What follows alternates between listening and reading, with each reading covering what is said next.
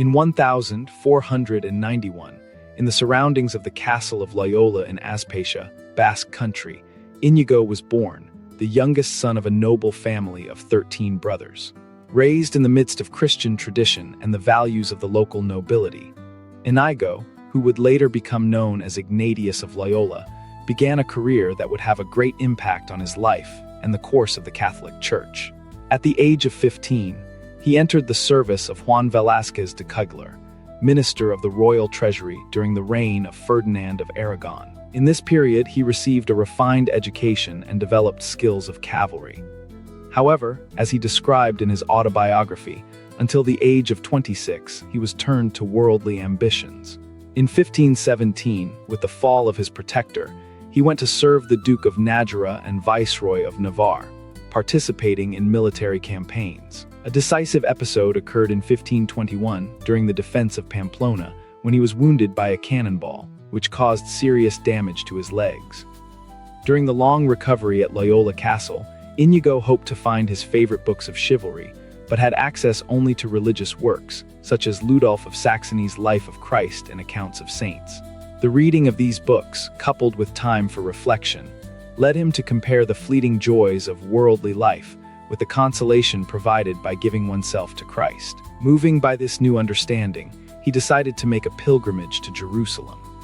On the way, in Montserrat, he donated his noble robes to a poor man and deposited his sword at the altar of the Church of Our Lady of Montserrat after a night of vigil. In Manresa, he lived as a hermit, facing privations and devoting himself to prayer. In this period, he wrote the Spiritual Exercises, a fundamental work for his future mission and for the Society of Jesus, which he would later found. After the experience in Manresa, he arrived in Jerusalem, but soon realized that his vocation required something beyond pilgrimage. On 15 August 1534, at the chapel of Montmartre, Ignatius and 6 companions vowed to devote their lives to the service of humanity, following the example of Christ and putting themselves at the disposal of the Pope. With the entry of new members, this commitment was strengthened, giving rise to a religious order aimed at the spiritual renewal of the Church and the promotion of the Catholic faith. The Society of Jesus received papal approval on 27 September 1540, and Ignatius was appointed the first superior general the following year. In Rome, he devoted himself to sending Jesuits to various parts of the world, drafting the constitutions of the society and strengthening the order, marked by obedience and service.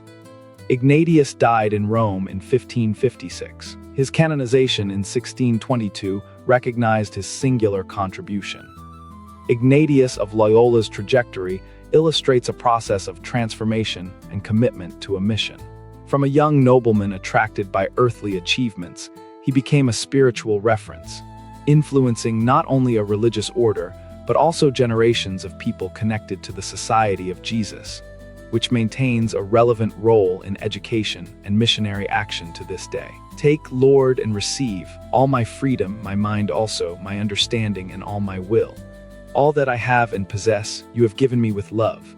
All the gifts you have granted me, I return to you with gratitude. Dispose of them, Lord, according to your will. Give me only your love, your grace.